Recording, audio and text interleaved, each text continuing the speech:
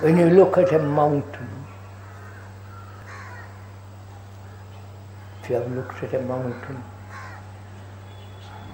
with its vastness, immense majesty, immovable, so enormous, snow-capped against a blue sky, for a second or two, that mighty spectacle drives the self away. Haven't you noticed this?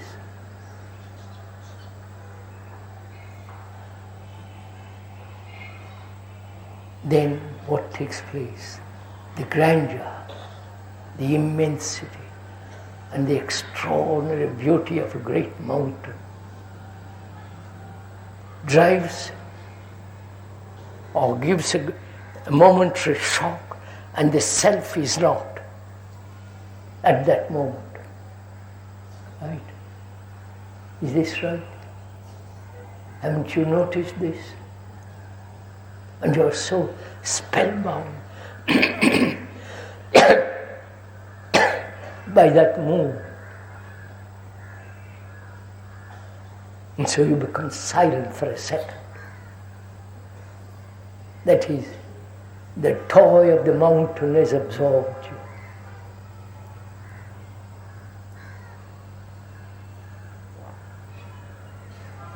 So, can you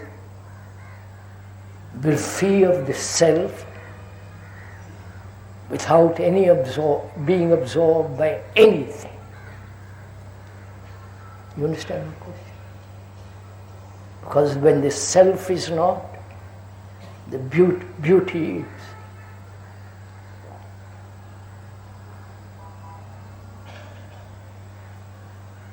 You understand all this?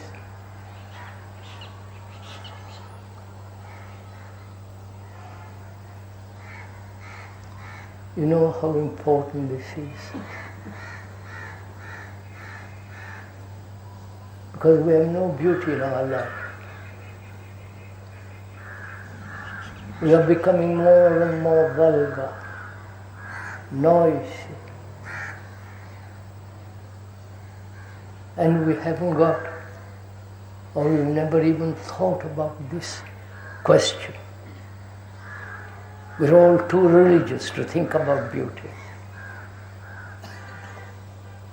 And it's related to a woman or man. It might absorb your senses, therefore be careful.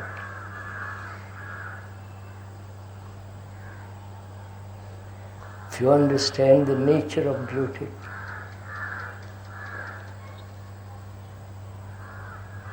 then you can live in this world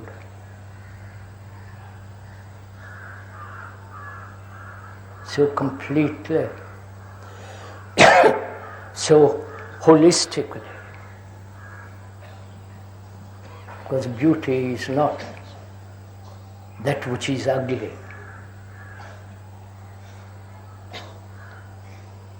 Beauty has no relationship to the ugly. Have you wandered through Madras, as we did last night? Have you seen those buildings? How ugly they are. We live with all this. We live with ugliness.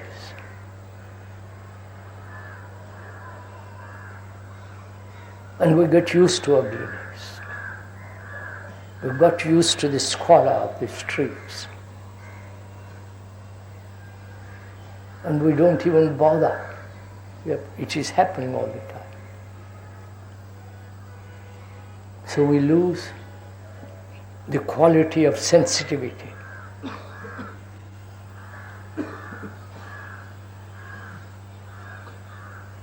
And sensitivity is essential. Otherwise you can't feel, you can't look, if you're not sensitive to that mood. To look at it for some time without hope, just to look at it. See the beauty of that light on a on the river or a sheet of water. That demands sensitivity. That brings up a question. Are you getting bored with all this? Why not?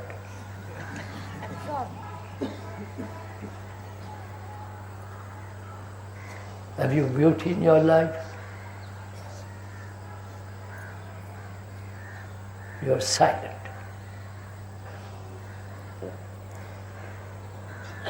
Talking about sensitivity brings up another question. Do you want to go on like this? Shall I go on like this? Or would you like to talk about something else? Would you like to talk about pleasure?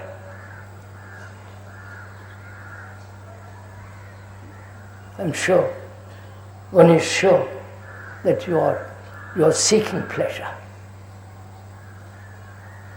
All human beings are seeking pleasure. Not only sexual pleasure, with its repetitive, imaginative pictures and so on, but also the pleasure of power. Whether that power be over your wife or your husband, or the power of a politician around the corner for whom you have voted. It's your pleasure to have that man, whether he's capable or incapable, that doesn't matter. To put him in that place, your pleasure. And it's your pleasure to possess something.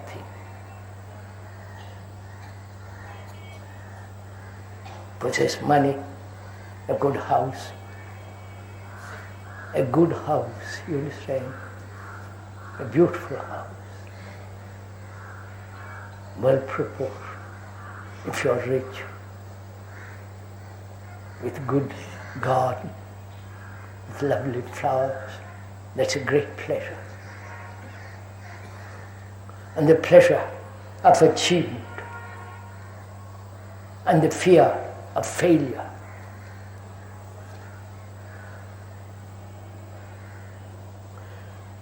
And pleasure is based on the principle of reward and punishment.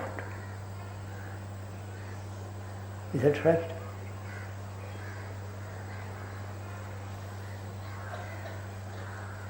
Shall we talk about that?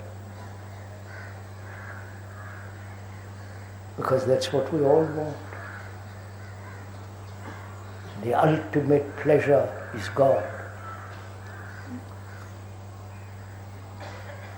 And therefore, God is both punishment and reward. And this God is invented by our thought. And we said yesterday, where there is fear, there is God. There are many gods, or one God. And if there is no fear at all, psychologically, inwardly, then there is no outside agency, but a door is open to eternity.